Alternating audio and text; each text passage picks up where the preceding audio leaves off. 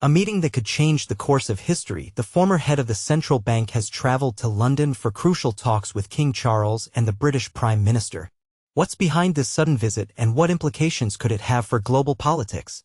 In an effort to strengthen Canada's ties with its key allies, France and the United Kingdom, Prime Minister Mark Carney met with the leaders of those countries on his first official overseas trip. This move is seen as an attempt to secure the support of long-standing partners in a changing geopolitical landscape, particularly amid increasingly strained relations with the United States. Canada, traditionally considered the closest friend and strategic ally of the U.S., is demonstrating a willingness to reevaluate its foreign policy priorities. The recent formation of a new government led by Mark Carney signals a desire for change and a readiness to move away from previous models of interaction on the world stage.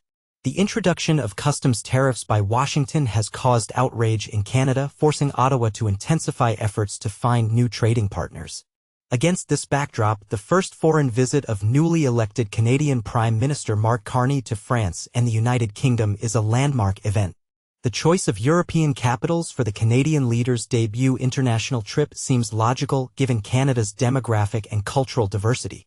However, there is more to this step than just historical ties. Intense negotiations with Paris and London have sparked headlines in the global press that Canada has made its geopolitical choice. Mark Carney's first visit as Prime Minister is intended to demonstrate his government's determination to reduce Canada's economic dependence on the United States. But what is behind this strategic choice of Paris and London as the first destinations? Mark Carney, a renowned financier who previously headed the Bank of Canada and then the Bank of England, enjoys immense authority in global financial circles as an expert in managing economic crises. His unexpected victory in the early 2025 elections marked a new era in Canadian politics. Contrary to expectations of a technocratic style of governance, the new Prime Minister chose a path of bold diplomatic transformations, declaring his intention to rethink Canada's foreign policy. He presented relations with the United States as a complex chess game requiring a strategic approach. Notably, the Prime Minister's first foreign visit was to Paris and London, not the traditional Washington, which caused a wide resonance in the world press. Headlines were full of reports that the Canadian Prime Minister had skipped a visit to the U.S.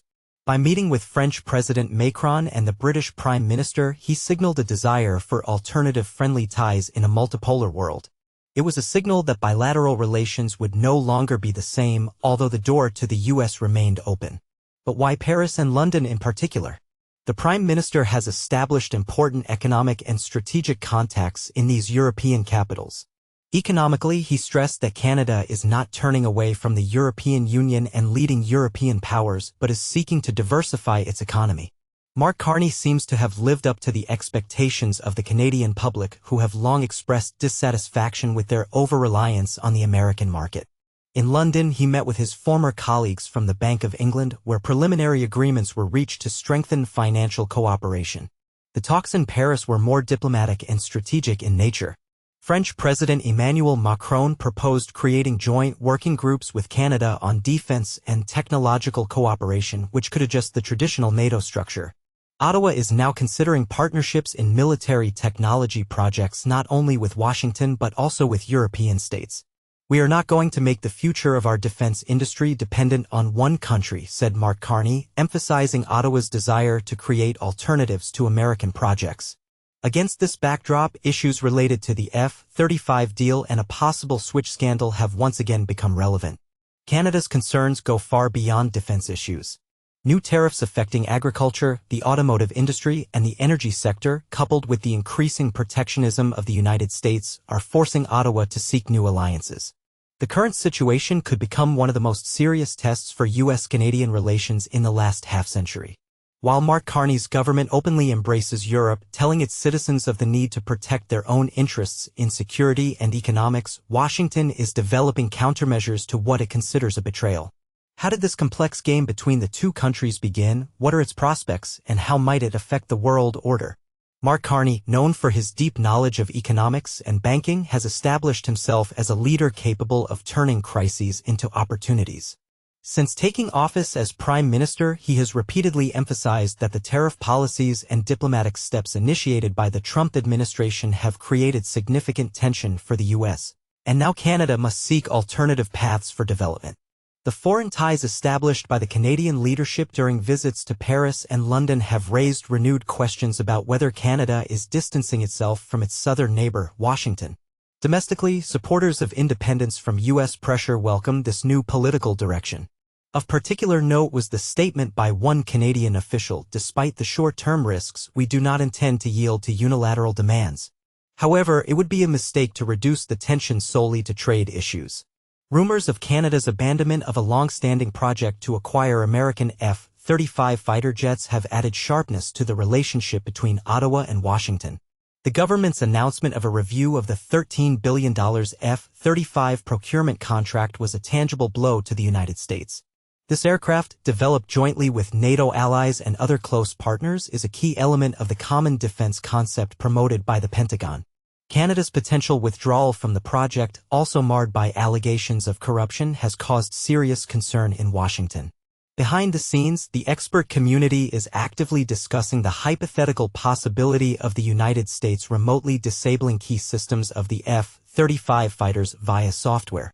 Such a prospect has caused legitimate concern among foreign customers forced to accept potential vulnerability. In Canada, in particular, there has long been concern about control over the expensive project, in which billions of dollars have been invested. The new government, aware of the risks, has put this issue on the agenda under the heading of security. The assumption that Washington could disable Canadian F-35s at its discretion, whether in combat or in a diplomatic escalation, has become a significant argument in favor of strengthening national sovereignty in the defense sector. The discussion about the kill switch has given additional weight to supporters of a course towards developing their own defense industry and reducing dependence on American rhetoric. At the same time, the economic measures taken by the United States after the re-election of President Trump were significantly impacting the Canadian economy. The introduction of additional tariffs in the automotive industry, agriculture, and energy sectors demonstrated a desire to undermine the economic power of its northern neighbor. While Washington insists on the protective nature of its policies, Ottawa views it as blatant coercion. The Canadian people should not tolerate such pressure, Carney said, thereby accelerating plans to enter European and Asian markets. Carney's European meetings with French President Macron and the British Prime Minister were noteworthy, during which, according to sources in Ottawa, preliminary agreements were reached on cooperation in the energy and defense sectors. Amid discussions about Canada's possible withdrawal from the F-35 fighter project, there are suggestions that this decision is underpinned by plans to transition to new-generation defense platforms developed in Europe. It is alleged that Carney held a series of confidential talks with German and French defense companies regarding these projects. These visits, among other things, serve as a signal that Canada does not intend to completely sever ties with the U.S., but Washington will no longer be considered the only option. All these factors point to a potential escalation of tension in relations between the two neighboring countries. During his European tour, politician Carney faced unexpected diplomatic difficulties. The meeting with French President Emmanuel Macron took place without traditional questions from the press, and the joint press conference with British Prime Minister Keir Starmer never materialized. Sources familiar with the situation report that the Canadian side offered to hold a press conference in Paris, but the French authorities rejected this proposal. Despite this, Keir Starmer emphasized the strength of the allied ties between the UK and Canada, calling Canada a friend and ally. At the same time, he refrained from directly commenting on Trump's statements about annexation, although he emphasized Canada's sovereignty, which was a more decisive statement than before.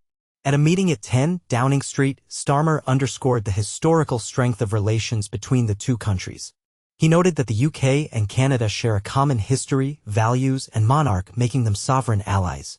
In response to suggestions that he was seeking international support to affirm Canada's sovereignty, Carney stated firmly that the country does not need anyone to confirm its independence, as it is already a sovereign state.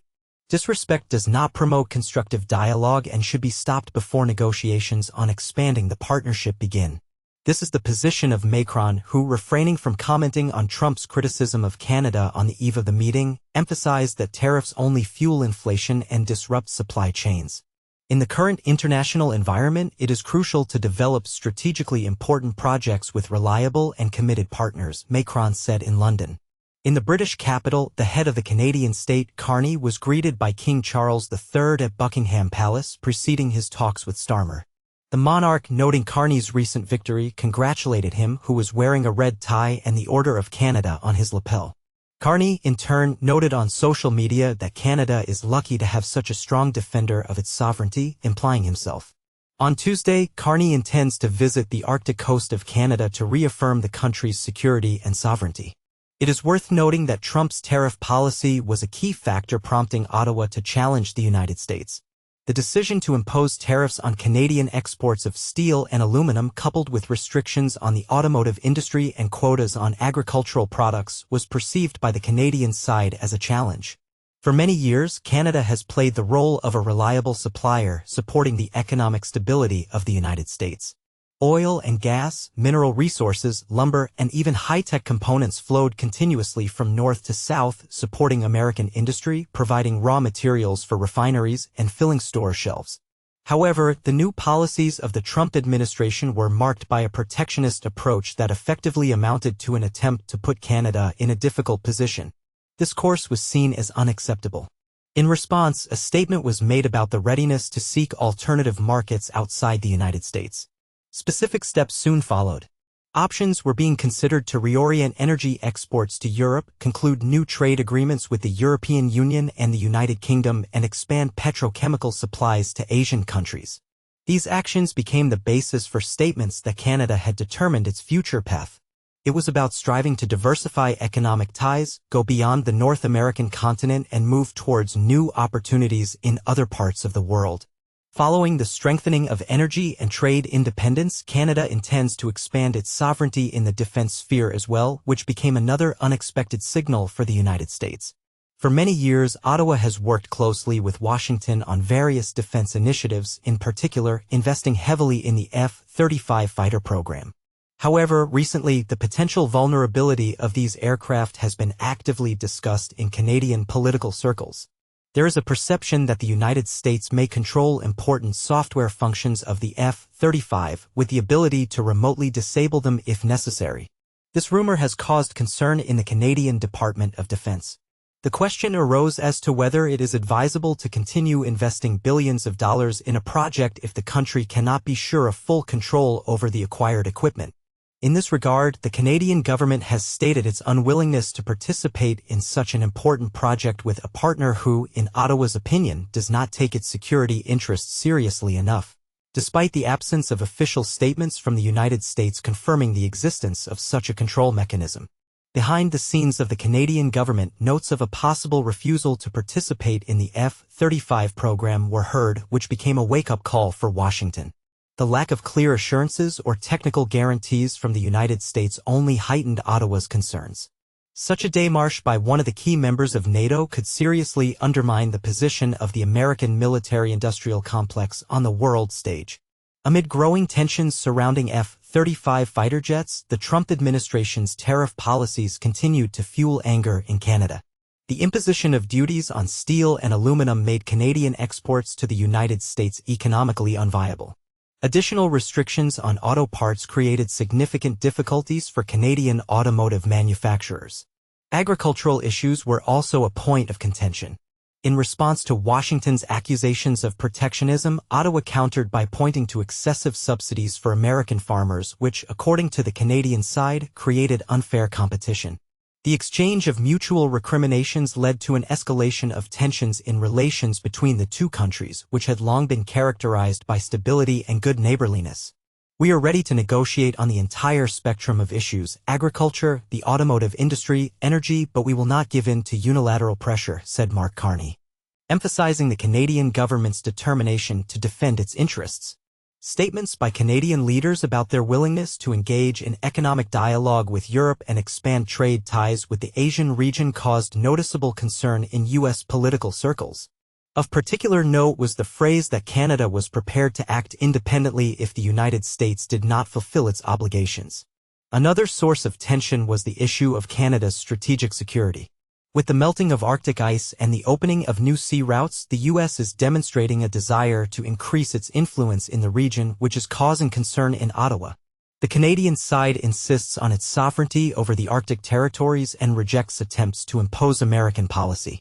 Concerns about potential U.S. envy of Canadian Northern Territories expressed by Ottawa for a long time have escalated into a serious security issue during the Trump administration.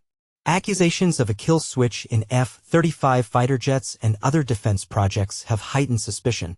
There is a fear that in a critical moment the United States could block the operation of purchased equipment despite significant financial investments. These concerns are fueling Canada's desire for defense independence and considering the acquisition of fighter jets and other weapons systems from European manufacturers as a logical alternative. French President Emmanuel Macron's meeting with Mark Carney in Paris was a clear signal of support for Canada from Europe. European weapons are open for these Canadian searches, Macron said, emphasizing his willingness to cooperate. The UK, well acquainted with Carney from his time as head of the Bank of England, is also showing interest in strengthening ties with Canada. In the post-Brexit era, London is actively seeking new global partnerships, and Canada appears to be a promising ally for trade and defense agreements. This move would allow Canada to diversify its economy, reduce its dependence on the US, and gain access to European technologies, which is especially important for strengthening its defense capabilities. However, Canada's desire to strengthen ties with Europe is causing concern in the United States. Amid strained relations with Mexico and China, Canada's possible retreat towards Europe could be seen by the Trump administration as a challenge. In response, Washington could resort to economic pressure, including the imposition of new tariffs, import restrictions, or the creation of logistical barriers for Canadian goods. In turn, Ottawa declares its readiness to strongly resist any attempts at pressure. Unleashing a trade war between the two countries could seriously damage both economies, so the parties should exercise caution and strive for constructive dialogue. Disruptions in supply chains are quite likely, especially in sensitive sectors such as energy and auto parts, where the U.S. economy is critically dependent on Canadian manufacturers. Canadian businesses could also face serious problems, risking losing access to the American market. However, Carney seems prepared for unpredictable negotiations with Washington, rhetorically asking whether both countries can afford the economic damage from confrontation. At the same time, the Canadian opposition expresses serious concerns, stating that Carney is taking an unjustified risk. The escalation of tensions with the United States, in their opinion, is fraught with a short-term recession for the Canadian economy.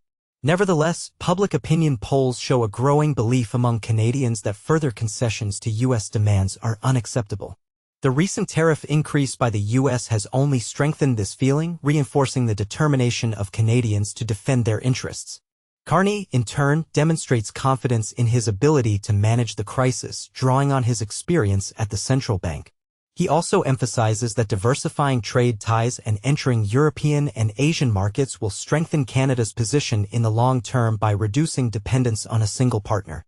In political discourse, there are increasing calls to strengthen sovereignty, ensure security, and diversify the economy. In this context, the situation surrounding the F-35 project attracts particular attention, initially perceived not only as a defense initiative but also as a symbol of the transatlantic alliance under the aegis of the United States. The withdrawal of such a significant partner as Canada from the project, due to concerns about control over technologies, cannot but cast a shadow on the reliability of American-European cooperation in general. A legitimate question arises: are other allies not at risk of sudden disconnection from critical systems? Such a development could undermine trust within NATO, forcing European countries to think about their own security and technological independence. In Washington, the F-35 is seen as a key element cementing the Western alliance.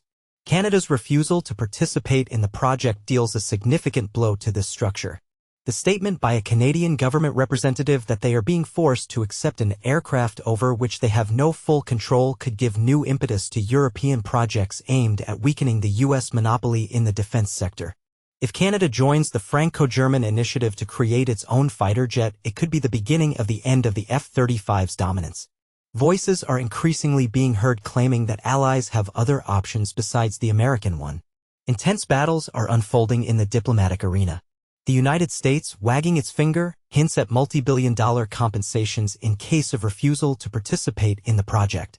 Canada, not to be outdone, retorts, "You are already harming us with your tariffs, so we will gladly accept these compensations."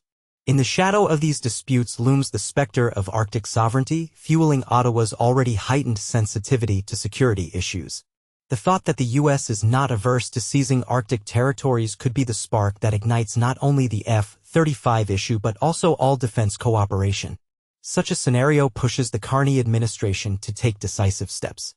As a result, the themes of the switch, Trump's tariffs, and European partnership intertwine into an ominous tangle, foreshadowing a scenario of rupture. The global dimension also plays a significant role here. If the U.S., which has unleashed a trade war with Mexico and China, puts Canada on the front line, it could undermine confidence in both the American and international stock markets. News reports are already flashing about the loss of $1.7 trillion in the stock market, which only adds fuel to the fire. Investors concerned about the prospect of a protracted confrontation between the U.S. and Canada may panic and begin to massively dump American assets, which will inevitably lead to increased turbulence in financial markets. Relations between the two countries, which until recently remained relatively stable even under the Trudeau government, are today undergoing a period of serious transformation, largely due to the uncompromising stance of the new Canadian leadership. A key indicator of Ottawa's change in geopolitical course is its demonstrative rapprochement with Europe. Rumors are increasingly circulating in the corridors of Paris and London about the preparation of large-scale agreements covering the automotive industry and the energy sector. The United Kingdom, seeking to strengthen its position after Brexit, is showing increased interest in concluding a comprehensive trade agreement with Canada. France, in turn, is considering the possibility of implementing joint projects with Ottawa in the field of defense technologies and cybersecurity. The European Union also intends to increase purchases of Canadian liquefied natural gas, seeking to diversify energy sources and reduce dependence on Russian supplies. Thus, before our eyes, a new transatlantic bridge is being formed, connecting North America with Europe, but this time its axis runs not through Washington, but through Brussels and London, which indicates a redistribution of geopolitical forces and a change in priorities in world politics.